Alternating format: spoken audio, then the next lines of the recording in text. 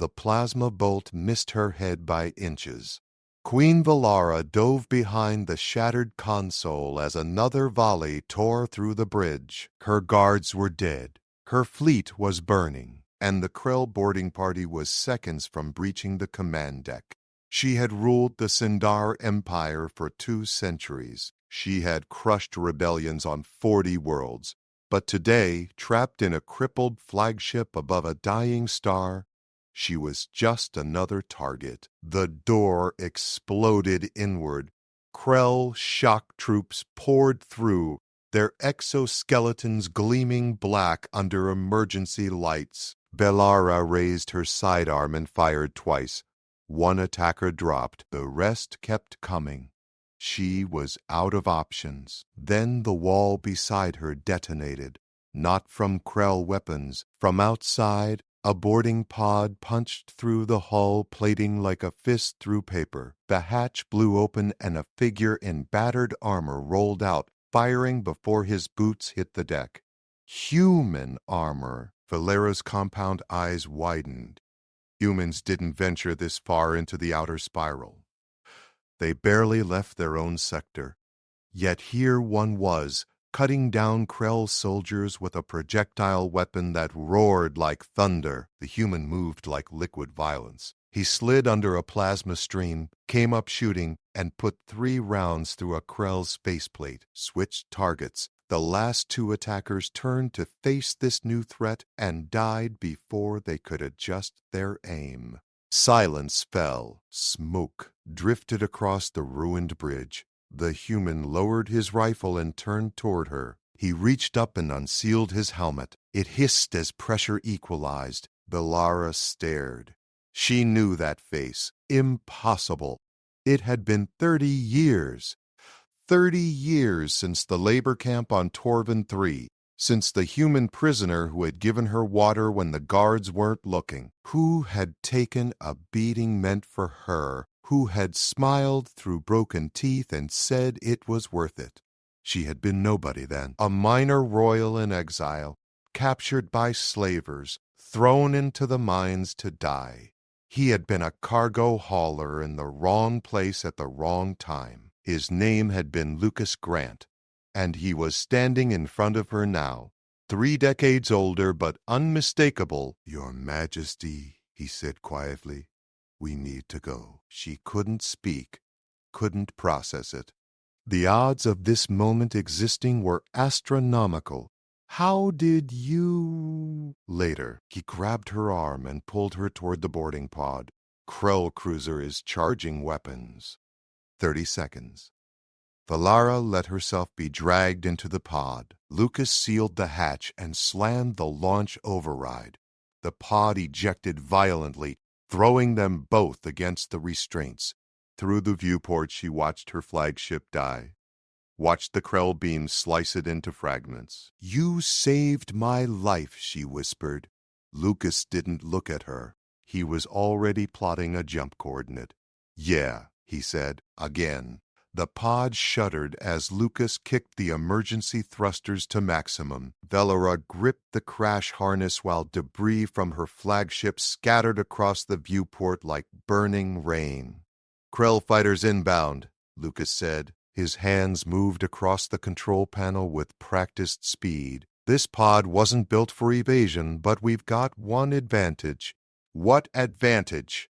Valara demanded. "They think we're debris." He killed the thrusters entirely. The pod went dark, except for the faint glow of the instrument panel. They tumbled silently through the wreckage field while Krell fighters screamed past, hunting for active signatures. Valara watched him work. His face had aged, lines around his eyes, gray in his hair.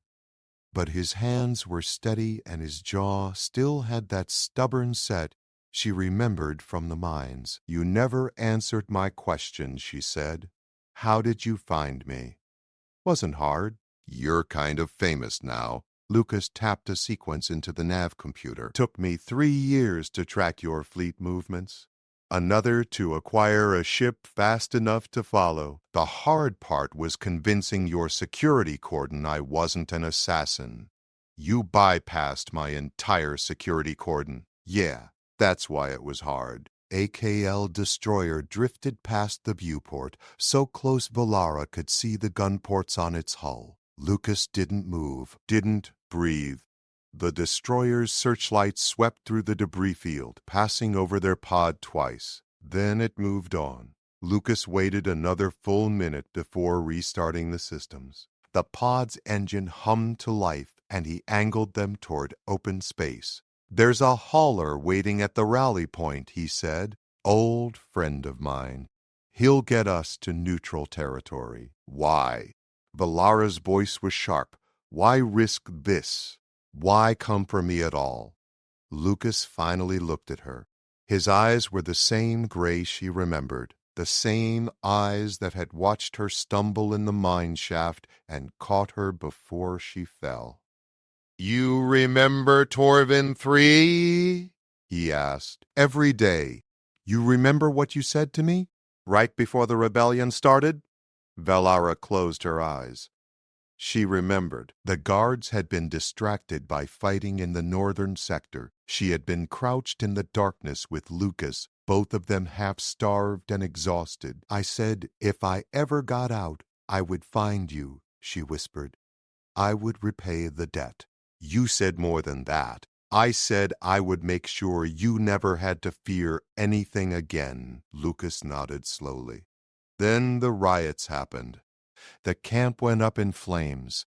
I got pulled out by a rescue ship and you vanished. By the time I tracked what happened to you, you were already leading a fleet, already taking back your throne. So you've been watching me for 30 years, keeping tabs, making sure you were safe." He adjusted their trajectory. "Turns out you're pretty good at keeping yourself safe. Until today." The pod broke free of the debris field. Stars stretched across the viewport in clean, sharp points. Valara could see a battered cargo hauler in the distance, running lights blinking in sequence. "That's our ride," Lucas said. Valara studied his profile. "You're not military. Your armor is civilian grade. Your weapons are outdated. How did you even survive that assault?" "Carefully, Lucas." He smiled. It was the same smile from the mines. "Tired but genuine. I'm a hauler, Your Majesty. I move cargo through contested space. You learn to shoot or you die. I got lucky. You killed 6 Krell shock troops in under 20 seconds. That wasn't luck. Fine. I got very lucky." The hauler grew larger in the viewport. Lucas keyed the docking sequence, and the pod's computers synced with the larger ship's systems. "What happens now?" Valara asked. "Now we dock. Get you somewhere secure. Figure out what's left of your fleet. And then?" Lucas glanced at her. "And then you go back to being a queen. I go back to hauling freight. Same as always." "No." The word came out harder than she intended. Lucas raised an eyebrow. "No?" Valara leaned forward. "You've spent 30 years watching over me from the shadows. You just threw yourself into a combat zone to pull me out of an impossible situation. You don't get to just leave. Your Majesty, I told you I would make sure you never had to fear anything again. I meant it. You're coming with me all the way." Lucas opened his mouth to argue. Then the hauler's docking clamps engaged and the pod lurched sideways. A voice crackled over the comm. "Lucas, you maniac. Tell me that's not who I think it is." Lucas keyed the response. "Hey, Danny." "Yeah, it's her. You brought the Sindar Queen onto my ship. Temporarily, the Krell are going to burn this sector to ash looking for her, probably." A long pause. Then laughter. "You're buying the drinks for a year. Get in here." The hauler's cargo bay smelled like oil and recycled air. Valara stepped through the airlock and immediately cataloged every exit, every potential weapon, every threat. Old habits from the mines died hard. Danny Cortez stood waiting by the main corridor. He was shorter than Lucas, stockier, with burn scars running up his left arm. He looked at Valara and shook his head. "Never thought I'd see royalty on this rust bucket," he said. "Your ship saved my life," Valara replied. "That makes it more valuable than half my fleet." Danny grunted. "Fleet's gone, Your Majesty. Saw it on the scanner. Krell hit you with everything." "I know." Lucas was already moving toward the bridge. "We need to jump. Now. Krell will sweep this sector within the hour." "Jump where?" Danny followed him. "Every Sindar outpost in 3 systems is compromised. Krell have blockades on the major trade routes. We go anywhere civilized, and we're dead. Then we go uncivilized." Valara kept pace with them. "What do you mean?" Lucas pulled up a star chart on the corridor display. His finger traced a route toward the edge of mapped space. "There's a station here. Freeport Haven. No allegiances. No questions. No extradition treaties. A criminal station," Valara said flatly. "You need time to regroup. Contact what's left of your fleet. Figure out your next move. Haven will give you that time." Danny whistled low. "Haven's run by the Calderon Syndicate. They're not exactly friendly to Imperial authority. They're friendly to credits. We've got enough to buy silence. Do we?" Valera's voice was ice. "My flagship is debris. My treasury was aboard. My access codes are compromised. I have nothing." Lucas glanced at her. "You're alive. That's everything." The hauler shuddered as Danny fired the main engines. Valara grabbed the bulkhead for support. Through the viewport, she watched the stars shift as they accelerated away from the battle zone. 6 hours to Haven at maximum burn," Danny announced, "assuming we don't run into patrols." "We'll run into patrols," Lucas said. He was checking his rifle, replacing the magazine with smooth efficiency. "Krell will have hunter teams scattered through the sector. They want her dead." "They want me captured," Valara corrected. "Dead queens can't be paraded as trophies. Then we make sure they get neither." The next 4 hours passed in tense silence. Valara sat in the crew quarters while Lucas and Danny took turns on the bridge. She tried to process what had happened. Her fleet destroyed, her command structure shattered, everything she had built over 3 decades gone in a single coordinated strike. Fruit, the Krell had been planning this for months, maybe years, and she had missed it. Lucas appeared in the doorway carrying 2 ration packs. He tossed one to her. "Eat," he said. "You look ready to collapse." Valara caught the pack but didn't open it. "How did you know where I'd be?" "Told you. I tracked your fleet movements."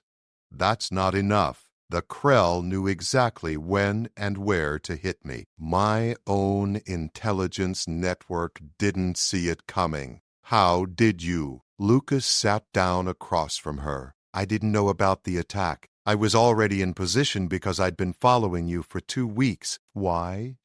Because 3 weeks ago, someone tried to assassinate you on Kelver Station. You survived, killed the attacker yourself. But the news report said it was random violence, gang activity." Valara's eyes narrowed. "It was classified. It was sloppy. I saw the surveillance footage. That wasn't a gang hit. That was a professional trying to make it look like one. And when professionals miss, they try again. So you appointed yourself my bodyguard. I appointed myself someone who gives a damn whether you live or die." Valara opened the ration pack. Her hands were shaking. She hated that he could see it. "I was nobody on Torben 3, she said quietly. "A failed royal. Disowned, worthless. You had no reason to help me. You were a person who needed help. Humans don't think that way. Not in my experience." Lucas smiled. "Maybe you've been dealing with the wrong humans." The ship's alarm blared. Danny's voice crackled over the intercom. "We've got company. Krell frigate just dropped out of jump behind us." Lucas was on his feet instantly. "Can we outrun them?" "Not loaded like this." "They're hailing us." Velara stood. "Answer it. I'll talk to them." "That's suicide," Lucas snapped. "It's negotiation." "They don't know I'm aboard. They're running standard inspections." She moved past him toward the bridge. "Let me handle this." The bridge was cramped with all three of them present. Danny had the Krell transmission cued on the main display. Velara positioned herself off camera and nodded. Danny opened the channel. A Krell commander appeared on screen. His carapace was decorated with kill markings. His mandibles clicked with barely contained aggression. "Unidentified hauler. Cut your engines and prepare for boarding inspection." Danny put on his best Dom hauler routine. "We're running clean cargo, Commander. Medical supplies for the Haven Station. Nothing illegal. All vessels in this sector are subject to search. The Sindar Queen has escaped Imperial justice. We are authorized to inspect every ship until she is found. Haven't seen any Queens, Commander. Just me and my co-pilot hauling bandages." The Krell leaned closer to his camera. "If you are harboring fugitives, your ship will be destroyed and your crew executed. This is your only warning. Cut engines now." Danny looked at Velara. She shook her head once. He cut the transmission. "That went well," he muttered. Lucas was already at the weapons console. "How many missiles do we have?" "4. Against a frigate. Then we better make 'em count." The Krell frigate closed the distance with predatory precision. Velara watched the tactical display as the enemy ship's targeting systems locked onto the hauler. "They're charging weapons," Danny said. His voice was steady, but his knuckles were white on the control stick. 30 seconds to firing range. Lucas armed all 4 missiles. "Get ready to burn hard on my mark." "This ship wasn't built for combat maneuvers," Danny protested. "Then we improvise." Velara stepped forward. "There's a debris field 2,000 kilometers starboard, dense enough to mask our signature if we can reach it. We can't outrun their guns long enough to get there," Lucas said.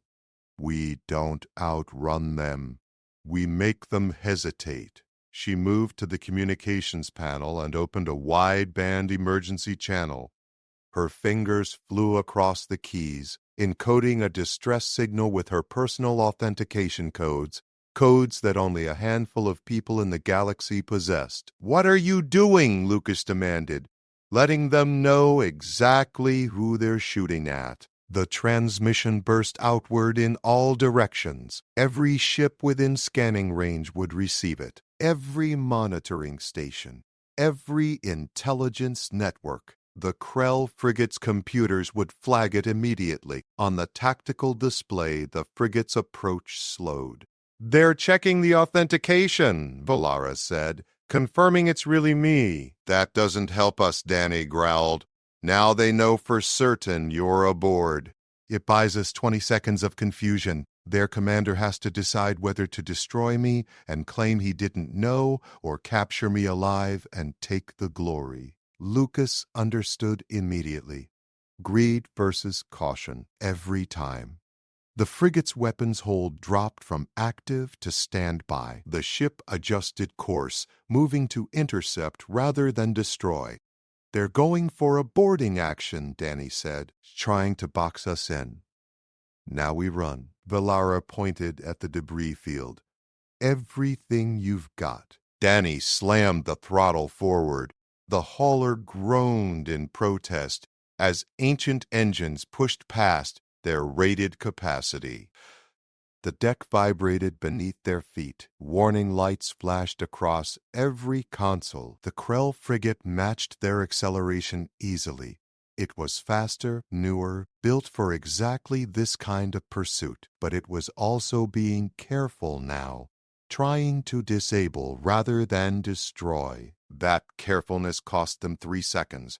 Lucas fired 2 missiles on divergent trajectories. The Krell Point defense systems activated, tracking both projectiles. Their gunners were good. They destroyed the first missile in 2 seconds, the second in 3. But while they were busy, the hauler plunged into the debris field, shattered hull plating, broken solar panels, the remnants of some ancient battle scattered across 1,000 cubic kilometers. Danny flew through it like he was threading a needle in a hurricane. Metal fragments screamed off the hull. Collision alarms wailed. Valera braced herself against the navigation console as the ship twisted through impossible angles. "They're following us in," Lucas reported. "Launching hunter drones." Valera saw them on the scanner. 6 small, fast targets weaving through the debris, each one equipped with enough explosives to cripple the hauler. "We still have 2 missiles," she said, "against 6 drones. We don't need to destroy them all. Just create enough chaos to slip away." Lucas looked at Danny. "Can you get us to the far side of this field? If the engines don't explode, maybe." "Good enough." Lucas programmed both remaining missiles with proximity detonation. He waited until the hunter drones closed to optimal range, then fired. The missiles streaked into the debris field and detonated simultaneously. The explosions triggered a chain reaction. Debris fragments became shrapnel. The shockwave propagated through the field like a wave, slamming into the hunter drones and the Krell frigate behind them. 4 drones vanished from the scanner. The frigate's shields flared bright as metal tore across its hull. Danny used the chaos to push deeper into the field. The hauler scraped past a massive chunk of twisted bulkhead, flew under a slowly tumbling engine core, and shot out the far side of the debris cloud at maximum velocity. "Jump coordinates locked," Danny gasped. "Engaging in 3, 2. "Wait," Valera said sharply. "What?" She was staring at the scanner. "There's another ship. Just appeared at the edge of sensor range." Lucas checked the reading. His expression went dark. "That's a Sindar heavy cruiser. One of mine. Transmitting your fleet codes, the real ones." Hope flared in Valara's chest. "They survived. Some of my fleet survived. Or the Krell captured one of your ships and they're using it to bait you." The cruiser was accelerating toward them. Behind them, the Krell frigate was recovering, preparing to resume pursuit. "We've got maybe 90 seconds before we're caught between them," Danny said. "Jump now or never." Valara stared at the display. Everything in her wanted to believe her people had found her, that she wasn't alone. But Lucas was right. It could be a trap. She had to choose. Run to safety or gamble everything on hope. "Hail them," she ordered. Encrypted command channel. Authorization pattern Delta 7. Lucas set up the transmission. The channel opened. A familiar voice filled the bridge. "Your Majesty, it's about time you called." Valara's breath caught. "Admiral Kane?"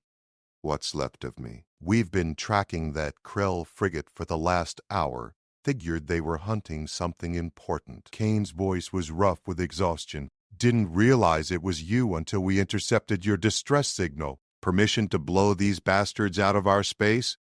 "Granted." The heavy cruiser opened fire. Lance beams cut through the debris field and slammed into the Kale frigate's weakened shields. The enemy ship tried to turn, tried to bring its own weapons to bear, but it was already damaged and off balance. Kane's gunners were merciless. They punched through the frigate's shields, ripped open its hull, and detonated its reactor in a brilliant flash of light. The explosion faded. The Krell ship was gone. "Your Majesty," Kane said, "request permission to come aboard that hauler and personally escort you to our ship." Valara looked at Lucas.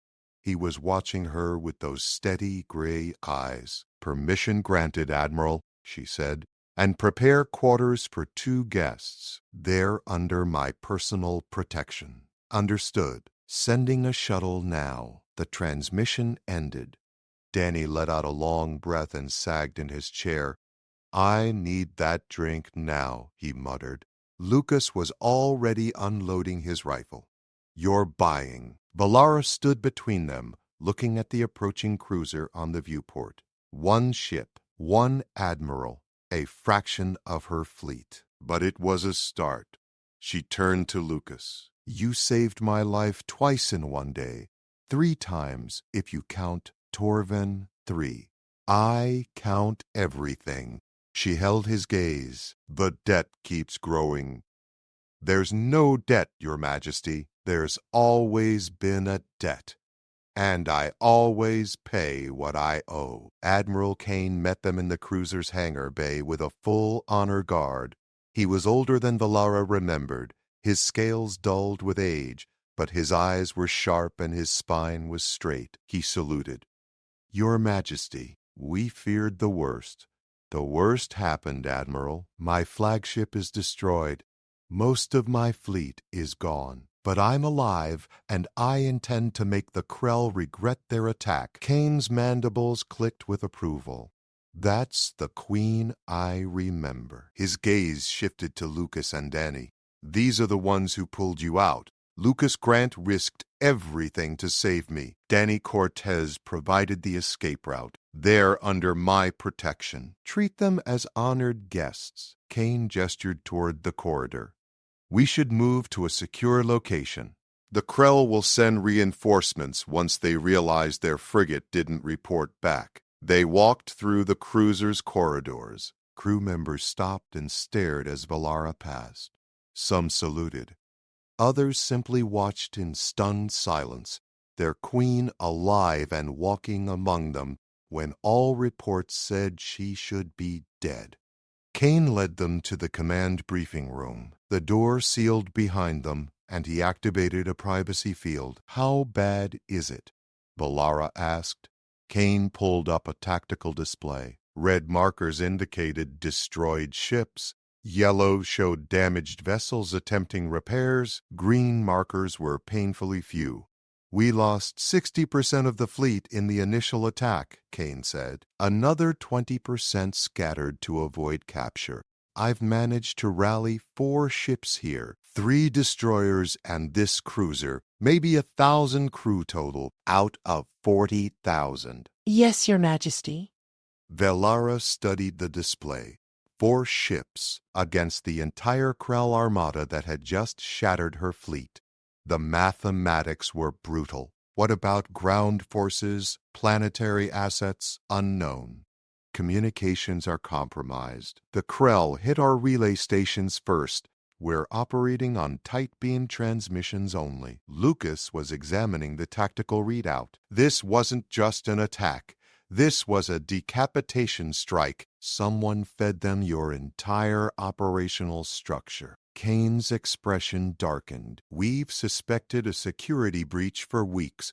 Small things, patrol routes leaked, supply convoys ambushed. But nothing like this. You have a traitor, Lucas said bluntly. Someone high enough to access your strategic planning. Impossible. My senior staff has served for decades. Then your security isn't as tight as you think. Kane bristled. Valara raised a hand. He's right, Admiral. The Krell knew exactly where to hit us and when. That level of intelligence requires insider access. She turned to Lucas. You tracked my movements for weeks. How did you do it? Public information mostly. Fleet movements get reported by merchants, traders, station traffic controllers. I pieced together patterns. But I couldn't have predicted that battle.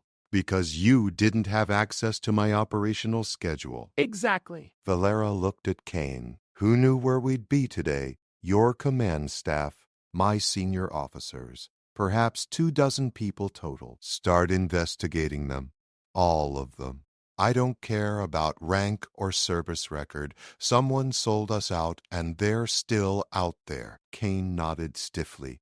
It will be done. Danny had been quiet until now. He cleared his throat. Hate to interrupt the strategy session, but we've got a more immediate problem. 4 ships isn't enough to fight the Krell. It's barely enough to run from them. We're not running. Valara said. Then what are we doing? Regrouping. Finding the scattered elements of my fleet. Building our strength back up. Lucas shook his head. That'll take months. The Krell won't give you months. They'll hunt you across every system until you're dead. Then what do you suggest? Change the game. Stop playing defense. Hit them where they're not expecting it. Kane's mandibles clicked with irritation. With 4 ships against their entire battle group? Not their battle group. Their supply lines. Lucas pulled up a different section of the star chart. The Krell pushed deep into your territory for this attack. Fuel depots. Ammunition stockpiles. They're vulnerable. Valara studied the map. Lucas had highlighted 3 systems along the Krell advance route. Each one had minimal defenses but critical resources. You want us to become raiders, she said. I want you to become a nightmare. The Krell think they've won. They think you're scattered and broken. Prove them wrong. Hit their logistics. Make them bleed. Force them to pull back and defend their own territory. It's suicide, Kane protested.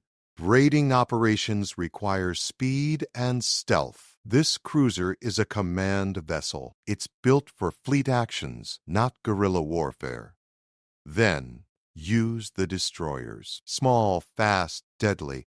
Perfect for hit-and-run tactics. Valara felt something stirring in her chest.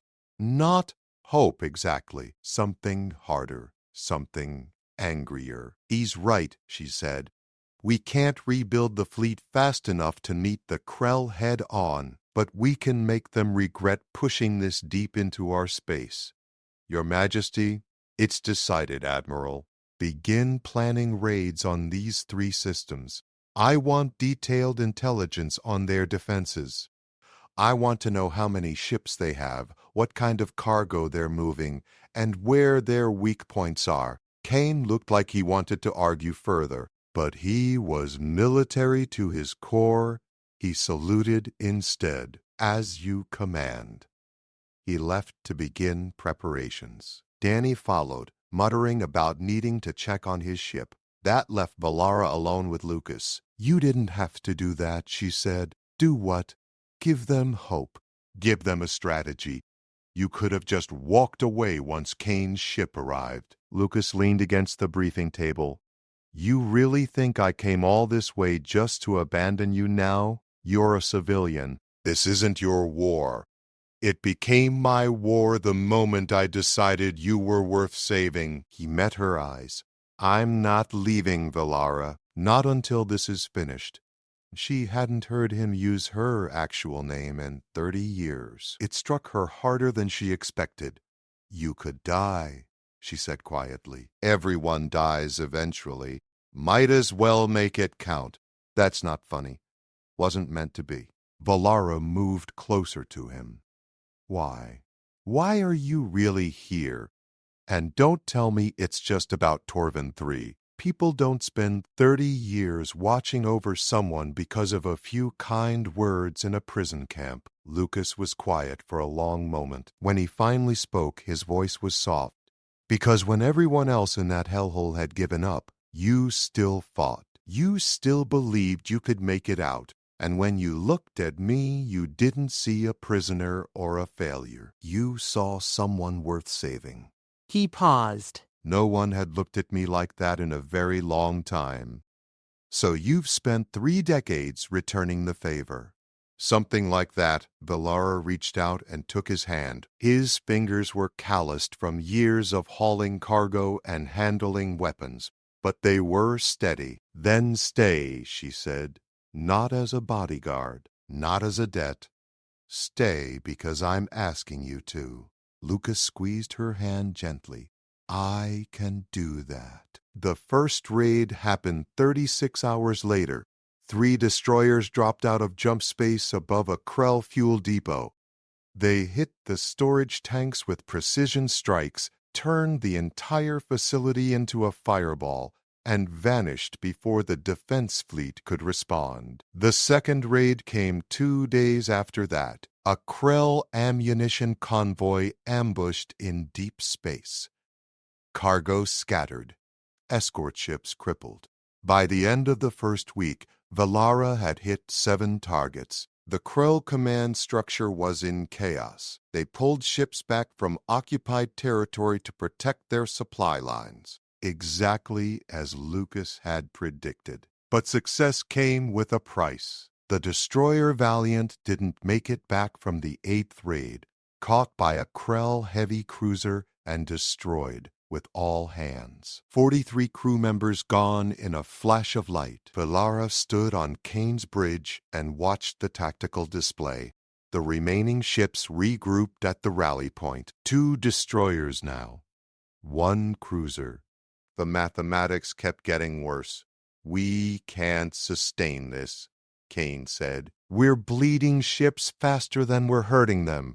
We've crippled their advance," Valara countered. "Bought time for the scattered fleet elements to regroup, and when we run out of ships, what then?"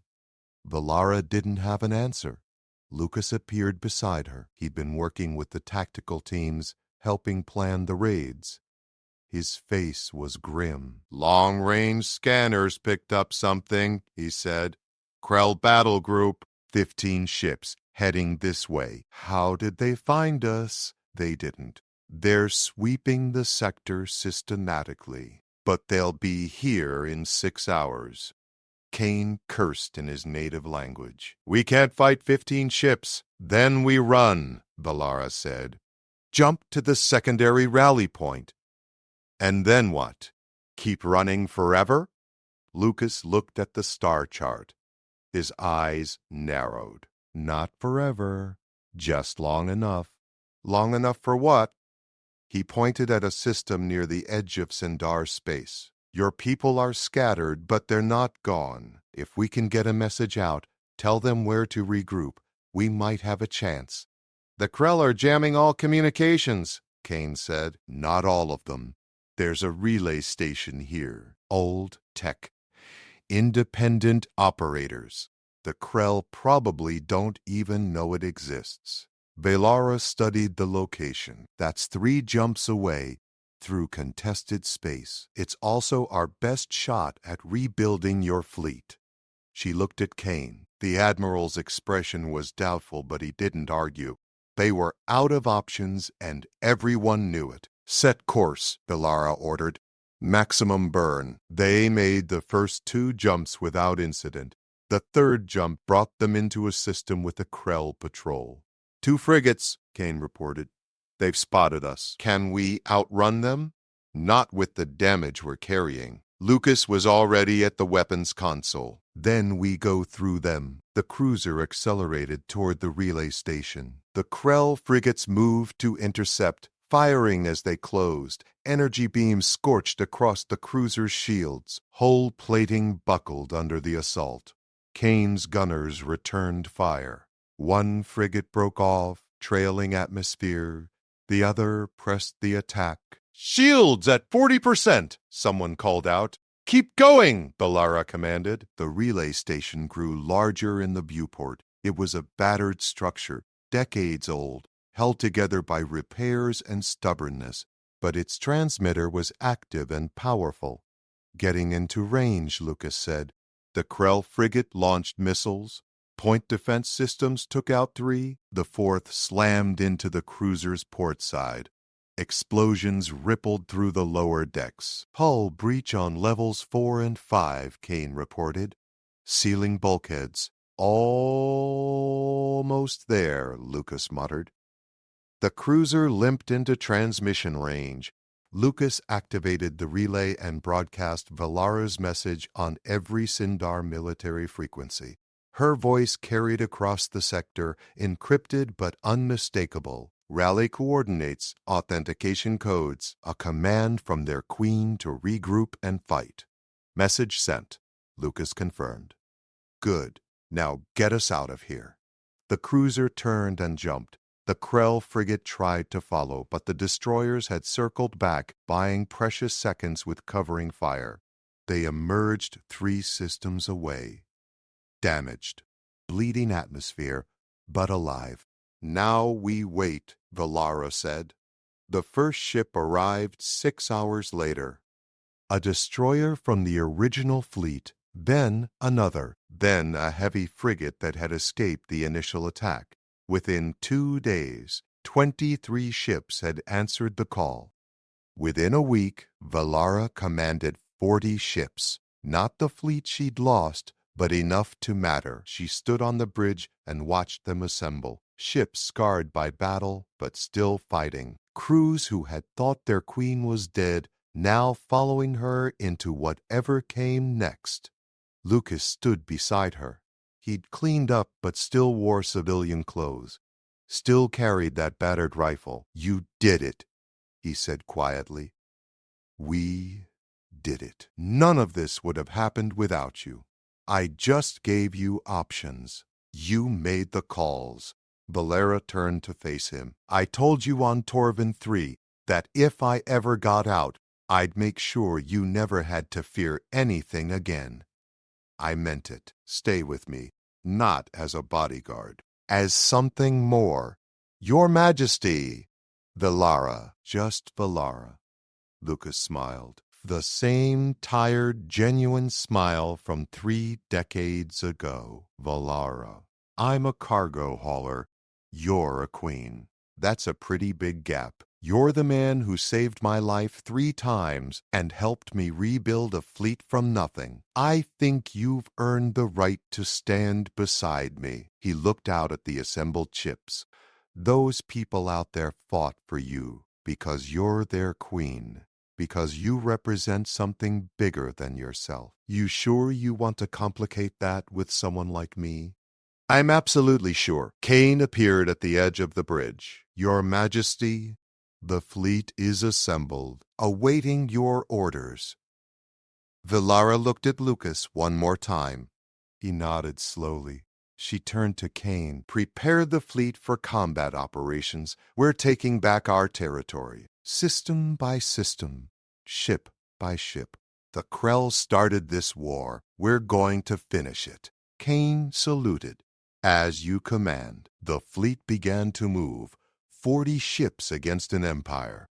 Impossible odds.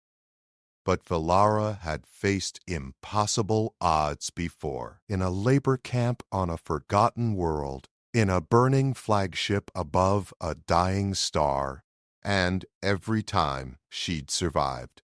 Lucas moved to stand beside her, not behind, beside, where he belonged. "Ready?"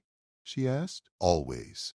The fleet jumped to hyperspace, toward the Krell, toward war, toward whatever future they would build together. 3 decades ago, a human prisoner had given water to a disgraced queen in a mine shaft. Today, that queen commanded a fleet with that same human at her side. Some debts, Valara thought, were worth spending a lifetime to repay, and some partnerships were worth fighting for, no matter the odds.